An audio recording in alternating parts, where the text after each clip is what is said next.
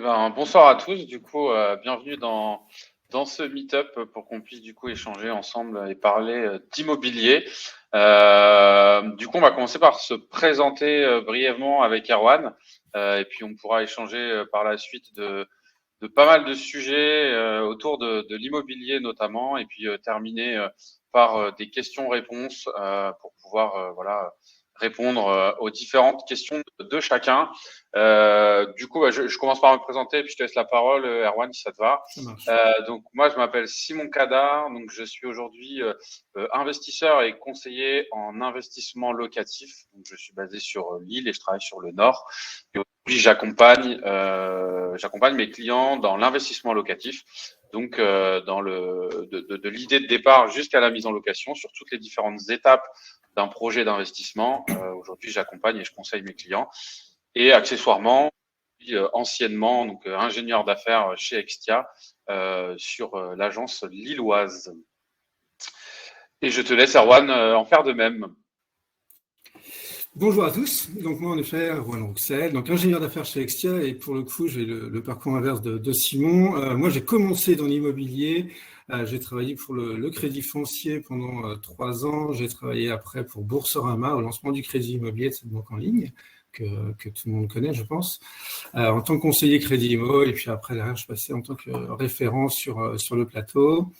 J'ai enchaîné derrière chez Before-Bank, autre banque en ligne, du coup, pareil, en tant que référent crédit immobilier. Et puis, du coup, j'ai rejoint Extia par la suite, donc toujours passionné d'immobilier.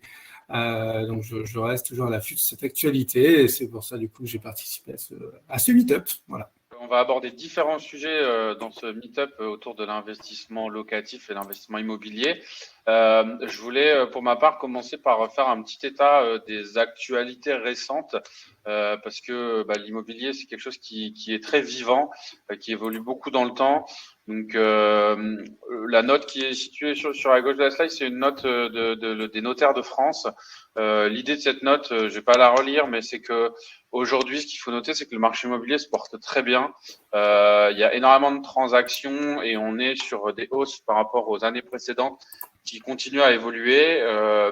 Il y a quelques craintes sur ce début d'année par rapport aux différentes évolutions bancaires et c'est pour ça que j'ai mis en gros au centre le logo du HCSF. Vous en avez peut-être entendu parler si vous suivez l'actualité immobilière.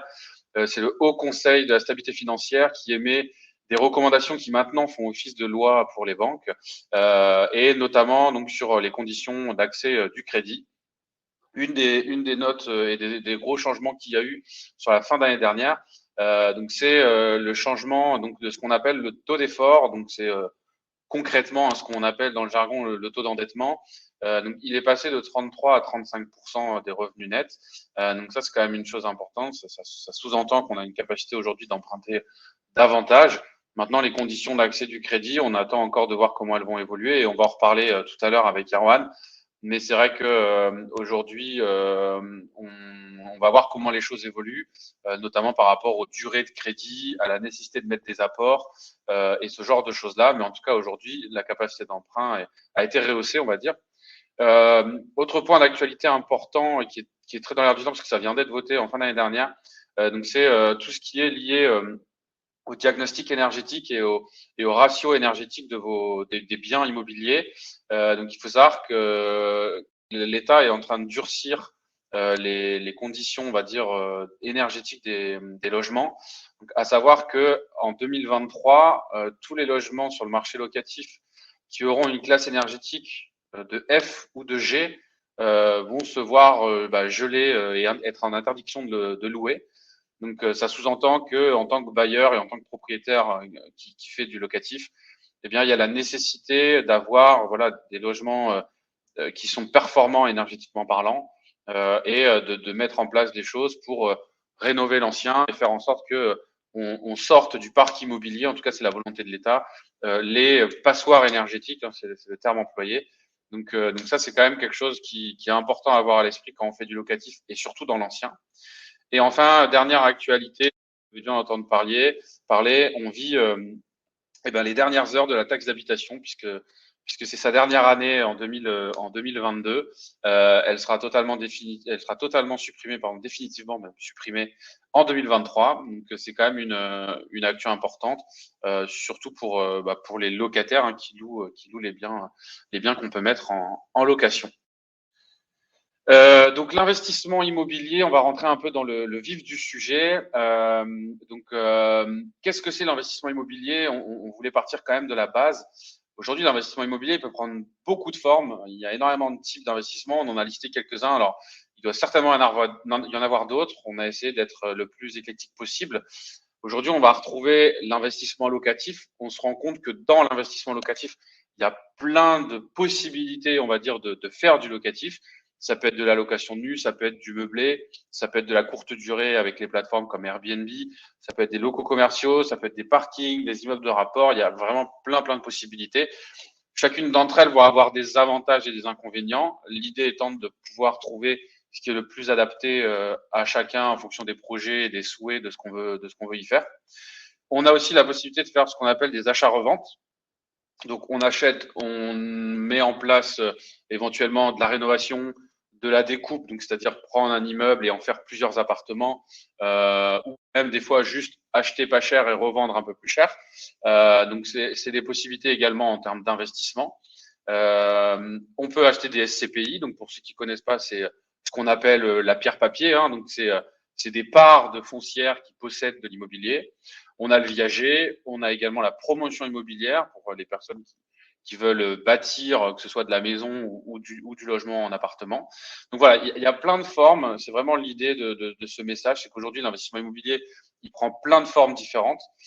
Et chaque forme va, comme je le disais, avoir ses avantages et ses inconvénients. Et le but, c'est pour tout à chacun qui veut aller dans l'immobilier, trouver le type d'investissement qui va être le plus en phase avec ce qu'il souhaite et avec ses particularités propres. Donc pourquoi investir dans la pierre? C'est toute la question. En fait, il y a plein de raisons différentes, et c'est ce que je disais avec les différents types d'investissements.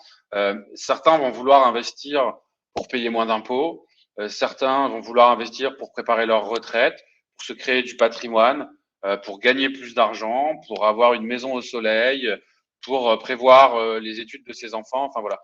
Il y a plein de possibilités et je pense que quand on veut investir dans l'immobilier, il faut commencer par là, c'est-à-dire se demander pourquoi on veut le faire. Parce qu'en fonction de pourquoi on veut le faire, ça va définir justement ces types d'investissement, cette typologie d'investissement qu'on va faire. Et on va parler tout à l'heure un peu d'aspects fiscaux. Alors, on va pas rentrer en détail parce que je pense qu'on pourrait faire, c'est ce qu'on disait en préparation, on pourrait faire 3 ou 4 meet-up sur la fiscalité immobilière, je pense. C'est pas forcément le but ce soir. Mais en tout cas, voilà, savoir pourquoi on investit, c'est savoir derrière aussi quoi faire, comment le faire et faire en sorte que ça corresponde à ses souhaits. Donc, avantages, inconvénients de manière générale, sans rentrer dans du cas par cas sur les types d'investissement.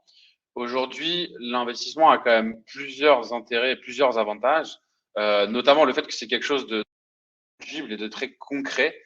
C'est ce qui plaît souvent d'ailleurs, et moi typiquement qui suis investisseur, c'est quelque chose que j'apprécie énormément, c'est qu'on peut aller voir son bien, on sait ce qu'on achète, donc ça c'est quand même très intéressant je trouve. C'est également un rempart contre l'inflation. Alors c'est très dans l'air du temps l'inflation, on en parle beaucoup en ce moment parce qu'elle est assez forte, mais ce qu'il faut savoir c'est que l'immobilier c'est quand même un très bon rempart contre l'inflation puisque votre bien va prendre de la valeur avec le temps et j'ai mis sur la droite une courbe qui montre un peu l'évolution des prix de l'immobilier depuis 1998. Donc on voit que même s'il y a des crises de temps en temps, la tendance est quand même énormément à la hausse. Donc votre bien va prendre de la valeur et vos loyers étant la plupart du temps indexés sur l'IRL, donc l'indice de référence des loyers, va également prendre en considération le coût de l'inflation. Donc en fait, vous allez avoir un patrimoine qui prend de la valeur dans le temps et vous allez avoir des loyers qui suivent l'inflation. Donc, en fait, vous n'allez jamais subir l'inflation, vous allez toujours au moins, au minimum, la suivre. Donc, c'est un vrai rempart à l'inverse du livret A ou d'autres produits d'épargne qui peuvent parfois aussi subir l'inflation. On a vraiment sur quelque chose qui fait rempart à ça. Il y a l'effet de levier du crédit qui est très intéressant et on en reparlera, Erwan en reparlera sur l'aspect crédit justement et financement. L'effet de levier du crédit aujourd'hui vous permet d'investir avec je vais tirer le trait en très gros, mais avec quasiment 0 € en fait. Même si c'est de plus en plus difficile d'avoir des crédits sans apport, aujourd'hui, avec peut-être 10 000 ou 15 000 euros, vous pouvez lever de la dette avec l'emprunt de 100 000, 150 000, 200 000 euros. Donc ça, c'est quand même quelque chose d'hyper intéressant parce que c'est le seul, ou en tout cas l'un des seuls à ma connaissance, produit d'investissement qui permet d'avoir cet effet de levier. Vous n'aurez jamais cet effet de levier à la bourse, dans les actions ou dans les assurances vie. Donc, c'est quand même un effet très, très positif. La diversification, parce qu'aujourd'hui, comme je le montrais, il y a plein de possibilités d'investissement et donc ça vous permet de divertir. Et la performance sur long terme, on en a déjà parlé et la courbe sur la droite de la slide en atteste. Concernant les inconvénients, c'est un investissement qui est forcément peu liquide. Aujourd'hui, une vente immobilière, on va dire qu'il faut au minimum 4 mois, au maximum 6-8 mois, on va dire, pour mener une vente à bien. Donc forcément, c'est peu liquide. Ça demande plus ou moins de temps. Ça, c'est toujours pareil. On peut déléguer énormément sur ces aspects-là. Donc, il y a des possibilités. Il y a des aléas, comme dans beaucoup de choses, j'ai envie de dire, mais c'est vrai que l'immobilier a sa part d'aléas. Et puis, il y a une gestion administrative sur des aspects fiscaux, comptables, etc., qui peut être contraignante. Mais c'est des choses qui peuvent se déléguer. On parlera de bien s'entourer tout à l'heure. C'est aussi des choses clés quand on fait de l'immobilier. On va vous présenter quelques projets très concrets parce que je le disais, l'investissement immobilier, c'est quelque chose de concret et du coup, on a eu envie de vous partager des expériences pour le coup de Erwan et moi-même. Et donc, je vais laisser la parole à Erwan qui va vous montrer un type de projet qu'on peut faire et qui peut être très intéressant pour se lancer dans l'immobilier. Exactement, merci Simon pour toute ta présentation. Donc en effet, là, le but est vraiment de rentrer dans du concret et de vous montrer ce qui peut être réalisé en termes d'investissement locatif. Donc là, on a le premier projet, pour faire simple, ça a été ce que moi j'avais réalisé, c'était un de mes projets locatifs. On parle d'investissement locatif là et on était donc moi j'avais ce souhait d'investir dans ma ville natale, là où j'ai grandi, parce que je croyais en l'immobilier dans cette ville et j'y crois toujours d'ailleurs. C'est pour ça que j'ai toujours ce logement locatif. Pourquoi je l'avais fait? Déjà à l'époque pour gagner de l'argent, je m'étais dit que voilà, le meilleur moyen quand même de s'enrichir, c'est de s'endetter. Alors c'est un réflexe de banquier presque, mais en tout cas c'était pour moi le top. Donc du coup, je suis parti sur un investissement locatif à Lamballe dans les Côtes d'Armor, si vous connaissez. C'est un locatif qui pour moi était intéressant parce qu'il y avait une partie qui était déjà louée, donc il y avait un local commercial au rez-de-chaussée. Donc j'étais sur un immeuble, j'ai acheté un immeuble du coup de 380 mètres carrés. Il y avait que le local commercial qui était loué au rez-de-chaussée et le reste était totalement à refaire. Donc j'ai acheté le bien 90 000 euros et j'y ai passé un peu plus de 150 000 euros de travaux. Voilà. Pour vous donner un ordre d'idée, ça m'a pris 3 ans au total pour réaliser l'intégralité des travaux. Je suis passé par 2 banques différentes avec un montage qui a été de faire une partie du gros œuvre et puis permettre la location du premier étage pour derrière permettre de refaire un emprunt, faire les travaux pour le 2e et 3e étage avec un nouveau crédit et avec les rentrées d'argent qui étaient cette délocation du rez-de-chaussée du premier étage. Voilà. Donc c'est un montage assez particulier, c'était un risque que j'ai pris mais qui était quand même assez intéressant. On le voit là du coup sur la partie loyer mensuel. Donc je loue l'intégralité à 2 390 euros et puis du coup j'ai en face de ça un emprunt qui est de 1 490 euros qui représente du coup l'intégralité des travaux. J'avais mis le minimum d'apport qui m'était demandé à l'époque qui était l'équivalent des frais de notaire et des frais d'agence, donc moins de 10 000 euros. L'avantage aussi, c'est que j'avais à la sortie du coup la partie déduction fiscale. Donc peut-être que certains d'entre vous sont assez connaissent l'immobilier et connaissent cette partie du coup de déduction fiscale. L'intérêt étant de faire un déficit foncier sur les travaux réalisés qui permettent du coup derrière la mise en location. Et donc, on a une possibilité de déduire fiscalement jusqu'à un maximum 10 700 euros les travaux qu'on a réalisés et le delta, puisque du coup j'en ai réalisé pour plus de 150 000 euros, pouvaient être répartis sur les 10 années suivantes. Voilà. Donc vous le voyez, la rentabilité 11,95%. Comment ça se calcule? C'est le loyer annuel divisé par le prix d'acquisition avec les travaux réalisés, et ça vous donne votre rentabilité calculée. Voilà. Pour vous donner un ordre d'idée des travaux, donc là j'ai recherché un peu les photos que j'avais faites quand j'avais acheté le bien, quand j'ai commencé à faire les travaux, et les biens une fois loués. Donc voilà, là, ça a été l'un des premiers bureaux qui a été réalisé au niveau du premier étage, et donc du coup d'avoir derrière un bureau professionnel du coup qui était un courtier en immobilier qui travaillait dedans. Là, on est sur un autre bureau, donc pareil, vous voyez les travaux qui ont été réalisés, des cheminées qui ont été cassées, des sols qui étaient dans des états assez pitoyables, puisqu'on était sur un immeuble du XVIIe siècle. Donc, il faut imaginer des écarts de sol et de plafond entre plus 25 et moins 25 cm d'un endroit à un autre dans la pièce, donc obligé de remettre l'intégralité des sols à droit. Ici, vous avez le seul logement, on va dire, privé, la seule habitation dans l'immeuble. Le reste est loué soit en local commercial, soit en pro, du coup. Et donc là, les travaux qui ont été réalisés, donc isolation, réalisation des sols, peinture, placo, changement des fenêtres, enfin voilà, c'était un vrai travail. Et donc là, vous voyez sur la droite, par exemple, le sol initial, on voit les murs qui sont en torchis, donc c'est vraiment la fabrication très à l'ancienne. Et à gauche, du coup, l'ouverture qui a été faite avec une terrasse de toit, du coup, au niveau de l'immeuble, et du coup, qui donne pas mal de valeur aussi à l'appartement. Là, voilà encore un autre exemple sur toujours ce duplex. Donc là, on est à l'étage du duplex, et il y a l'escalier qui permet de descendre au rez-de-chaussée du duplex. Donc pareil, enfin voilà, énormément de travaux pour réaliser cet ensemble.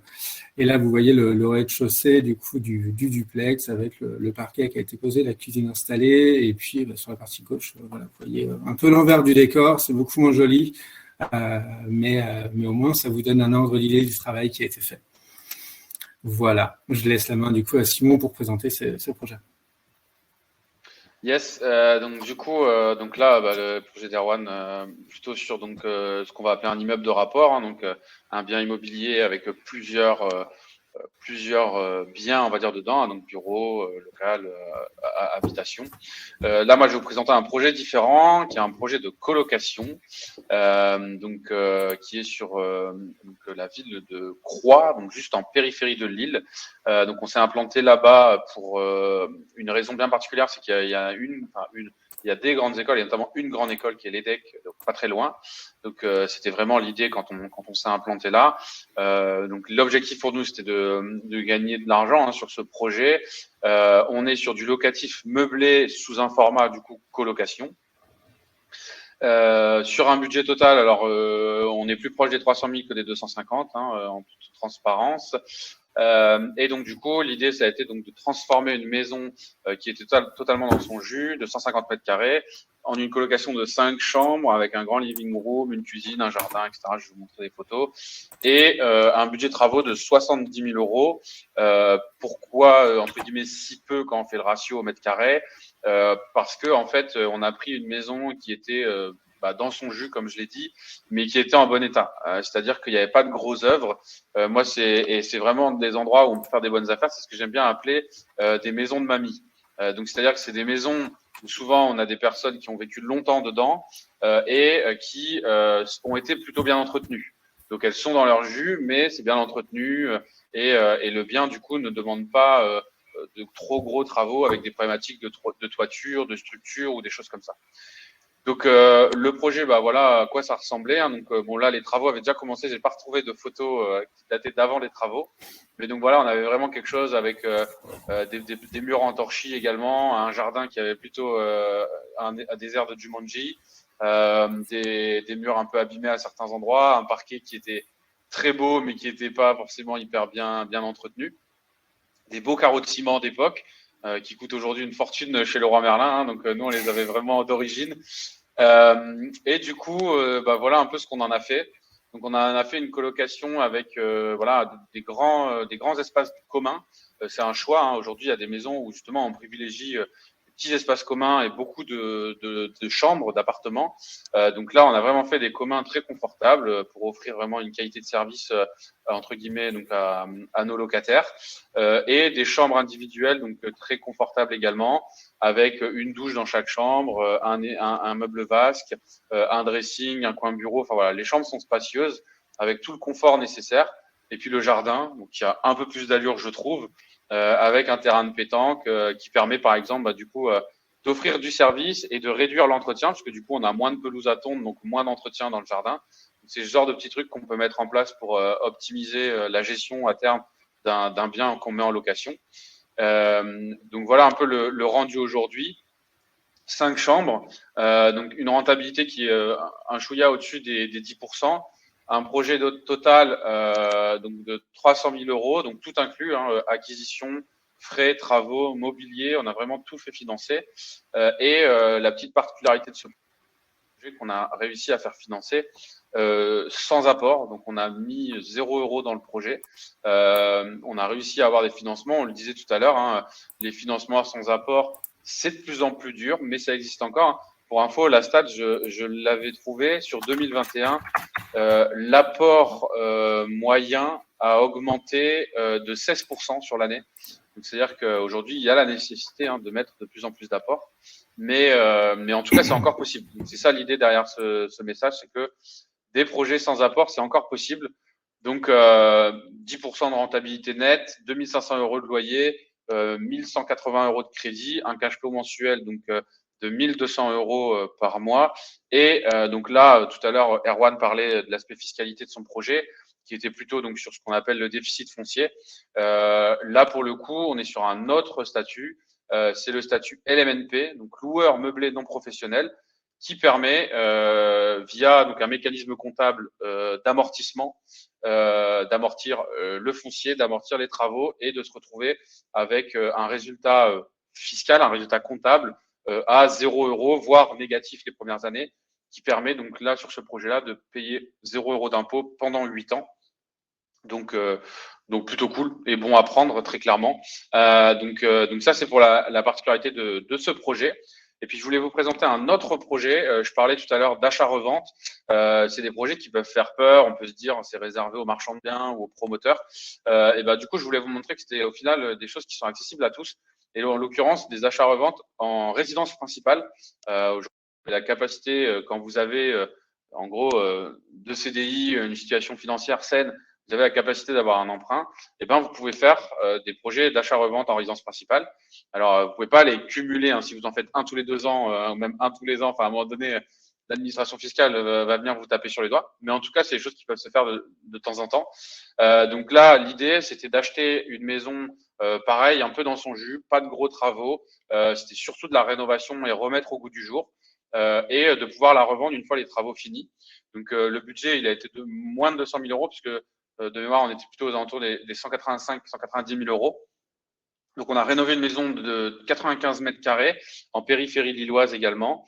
On a créé 2 chambres, puisqu'il y avait une chambre qui était traversante qu'on a réussi à fermer avec un ouvrant et d'avoir les 9 mètres carrés nécessaires pour la considérer comme une chambre. Donc, on a créé une deuxième chambre et on a aménagé les combles pour créer une suite parentale, donc avec sa propre salle de bain.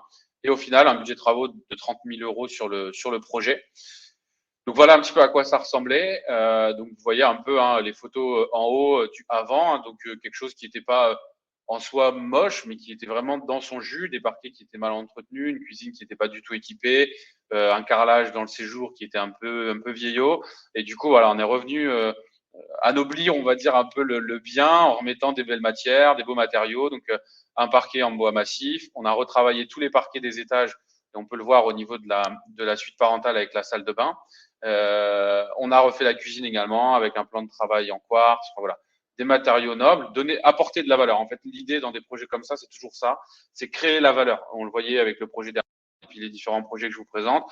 On part de quelque chose qui est dans un état moyen ou en tout cas, comme j'aime bien le dire, dans son jus, et on vient apporter de la valeur en apportant la rénovation, en créant des pièces, en réagençant un bien, voilà. Et en apportant la valeur, c'est vous qui créez la richesse et donc c'est vous qui récolterez forcément les fruits, on va dire, de ce projet. Donc, pour donner quelques chiffres, c'est un bien que j'ai gardé en possession 6 mois. Donc, je l'ai acheté en août et je l'ai revendu début mars. Donc, j'ai eu le bien en ma possession pendant 6 mois. J'ai pas payé d'impôts puisque on a fait ça sous un format résidence principale. Alors là, au final, on a fait en fait, sur la défiscalisation de la plus-value, vous avez deux options.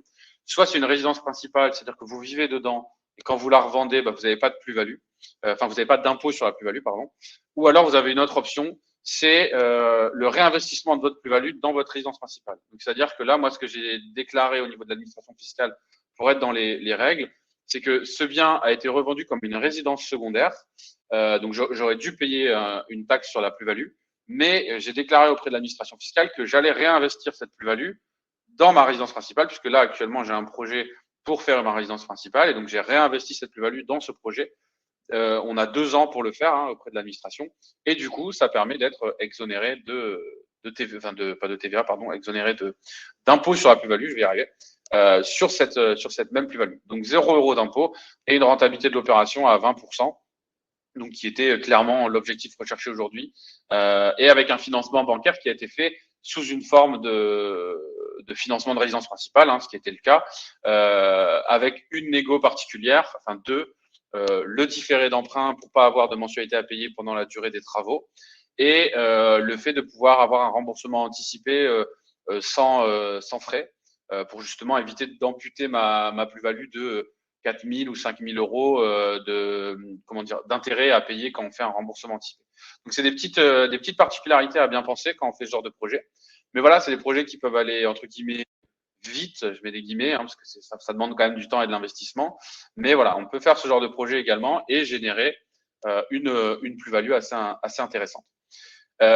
Pour clôturer un petit peu, après, on va prendre un temps pour des questions-réponses. L'idée, c'était d'éveiller, d'évangéliser l'investissement immobilier, vous permettre de vous rendre compte que c'est possible, que c'est accessible. On vous a fait un petit condensé de 3 conseils à retenir, et je vais laisser la main à Erwan pour ce premier conseil et puis pour le deuxième aussi, du coup. Ça marche. Donc du coup, en effet, le premier, donc on est parti un peu sur la partie bancaire, concrètement. C'est une période qui est vraiment top pour investir. On est sur des taux à 1,25 sur du 25 ans, autant dire, c'est presque gratuit. On emprunte presque à 0%, concrètement. On peut avoir des très bons taux sur du 25 ans à 0,90, sur du 15 ans à 0,6. C'est vraiment fou de pouvoir le faire. Il faut pouvoir en profiter. C'est vraiment le maître mot pour moi, en tout cas là-dessus. Après, en effet, donc il y a quand même des consignes, et l'investissement n'est pas aussi facile que ça. Il y a quand même à respecter un taux d'effort qui est 35%. On en parlait en tout début. Donc ça d'un côté assouplit la règle parce qu'avant on était à 33%. De l'autre côté, ça la complexifie aussi, puisque du coup, les banques avaient quand même une tolérance à pouvoir monter jusqu'à 35, 37, 38, 40, 50% selon les revenus des personnes. Maintenant, au-delà de 35%, ils ne pourront avoir que 20% de leurs dossiers qui seront au-delà des 35%. Donc, du coup, ça limite quand même les capacités d'emprunt. Cependant, moi, je me suis renseigné, parce que je suis quand même un peu moins dans la partie maintenant. Je me suis renseigné sur les conditions bancaires. Il y a quand même des choses qui sont favorables aux investisseurs, notamment sur la prise en compte des primes. Si vous avez une part variable, certaines banques peuvent aller maintenant jusqu'à 100% des primes quand elles sont récurrentes, et alors qu'avant on était tout le temps à retenir 80%. Ils peuvent aussi retenir jusqu'à 100% des loyers qui sont perçus dans les biens que vous avez déjà en location. Ceux qui sont à venir resteront toujours à 80%. On le précise aussi, donc avoir une épargne de précaution, soit une épargne qui est investie dans le projet. C'est vrai que les banques aiment bien quand les frais de notaire et les frais d'agence sont apportés, ou alors quand il y a 10% d'apport sur le projet, voilà. Mais ça n'est pas une obligation. Certaines banques vous demandent est-ce que vous ayez plutôt de l'épargne de côté, de précaution après réalisation de l'acquisition. Et même pour vous, c'est toujours quelque chose qui est très important, parce qu'il est possible que dans les premiers mois, vous n'ayez pas de locataire selon la zone où vous achetez. Donc Donc, il faut quand même avoir ce petit matelas de sécurité. Et puis, si vous avez des imprévus, c'est toujours important d'en avoir. Pour l'investissement locatif, donc dans le cadre plutôt locatif, du coup, idéalement être propriétaire de sa résidence principale, c'est quelque chose qui est quand même assez important pour les banques. C'est pas une obligation. À titre perso, quand j'ai acquis moi l'immeuble, j'étais locataire, donc c'est quelque chose qui est faisable. Après, il faut quand même avoir des reins solides quand on est locataire de sa résidence principale. Dans ce cas, l'épargne de précaution sera vraiment obligatoire. Et puis après, favoriser les zones, donc A, B1 et B2, du coup. Ces zones-là, donc concrètement, les zones A, c'est toutes les grandes villes, Paris, Marseille, Lille, Bordeaux, voilà, pour faire simple. Les B1, ça va être les villes intermédiaires. Vous avez du Rennes, vous avez du Tours, Angers, voilà, toutes ces villes comme ça. Et puis après, en B2, vous aurez les villes encore intermédiaires, dans les entre 25 et 50 000 habitants. Et puis après, vous avez les zones C, qui sont là dans le cadre du locatif, beaucoup plus compliqué. Voilà, beaucoup de banques ne retiennent pas de revenus locatifs quand on est sur du C. Donc voilà, ça peut être complexe. Par contre, vous pouvez aussi faire des super coups sur de la zone C. C'est aussi quelque chose qu'il faut regarder. Voilà pour la partie investissement bancaire. Vas-y. Je rebondis juste avant sur ce que tu as dit sur le taux d'emprunt. C'est vrai que c'est important de le regarder aujourd'hui et ils sont de plus en plus bas. Après, ce qu'il faut avoir à l'esprit sur un investissement locatif, et je précise bien sur un investissement locatif par rapport à une résidence principale, c'est que c'est pas vous qui allez supporter le coût du crédit, ce sont vos locataires. Donc, c'est sûr que plus le taux est bas, plus la mensualité sera basse et plus le projet sera entre guillemets rentable. Il y aura du cash flow potentiellement.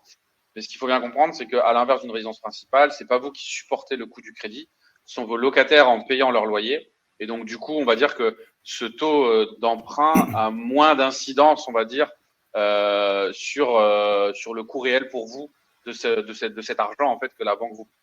C'était juste pour préciser, parce que c'est vrai que dans l'investissement locatif, moi, je dis toujours, la durée et le différé, quand on fait des travaux, ont plus de sens que le taux d'emprunt, le taux d'intérêt en lui-même, puisque le taux d'intérêt, c'est pas vous qui le supportez, ce sont vos locataires qui le payent via les loyers.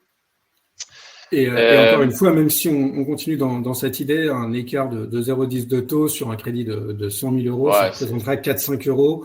Clairement, c'est pas ça qui fera la rentabilité de votre projet. Si vous êtes vaut mieux mener à bien, c'est ça. Par mois, c'est pas bon. Vaut mieux mener à bien un projet avec un taux un peu plus élevé que de passer à côté d'un projet parce qu'on a un taux à un 4, un 5, alors que en ce moment, mon collègue ou ma sœur, elle a eu un 20, quoi. Donc c'est vrai que là-dessus, faut pas hésiter. Et du coup, je vais rebondir sur les zones dont tu parlais, Erwan, puisque du coup, le deuxième conseil qu'on avait à vous donner, et on était d'accord avec Erwan sur cette règle basique de l'immobilier. Mais voilà, c'est qu'en gros, il y a 3 règles. C'est l'emplacement et l'emplacement. Que ce soit dans les villes, dans les zones géographiques où vous allez aller, mais moi, je dirais même de manière plus restreinte, j'appelle ça les intérêts économiques que vous allez avoir autour de votre bien. Entreprise, école, accessibilité, transport en commun. Enfin voilà, c'est des choses hyper importantes à regarder quand vous vous lancez dans des projets comme ça, parce que c'est des atouts, c'est ce que les gens vont rechercher et c'est hyper important de bien sélectionner l'emplacement parce que ce sera la clé de la réussite du projet sur le fait de trouver des locataires, d'avoir des bons locataires, etc. Et enfin, troisième conseil qu'on voulait vous donner, c'est le fait de vous entourer, que ce soit par des notaires, des comptables, des fiscalistes. Il y a énormément de professionnels. On peut avoir peur quand on se lance, entre guillemets, ou se dire « Ah, ça va me coûter des honoraires, je vais devoir payer aujourd'hui 500 euros d'honoraires, etc. » Ce qu'il faut bien se rendre compte, c'est qu'un dossier mal ficelé aujourd'hui, ça peut vous coûter très cher demain. Dans l'immobilier, on parle de sommes conséquentes, c'est des dizaines, voire des centaines de milliers d'euros. Donc, on se doute bien que quand on va se prendre un problème avec le fisc ou un problème comptable ou un problème X ou Y, les sommes peuvent être très conséquentes. Donc, moi, je vous invite vraiment et je vous recommande à vous entourer de professionnels parce que 500 euros de frais de conseil aujourd'hui, c'est potentiellement 5 000 euros, voire même beaucoup plus de tracas en moins pour demain. Donc vraiment, il y a énormément de professionnels pour avoir des bons conseils et le meilleur professionnel que vous pouvez trouver, c'est un notaire et lui saura vous diriger si c'est pas son corps de métier. Un notaire pourra vous diriger vers un comptable, vers un fiscaliste, vers un professionnel adapté. Mais vraiment, je vous invite à vous faire accompagner, à vous faire renseigner sur ce sujet-là. Et pour information également, pour finir sur l'aspect notaire, sachez que quand vous achetez un bien, souvent c'est le notaire des vendeurs qui est choisi pour faire la vente. Donc il est officier d'État, donc il est neutre.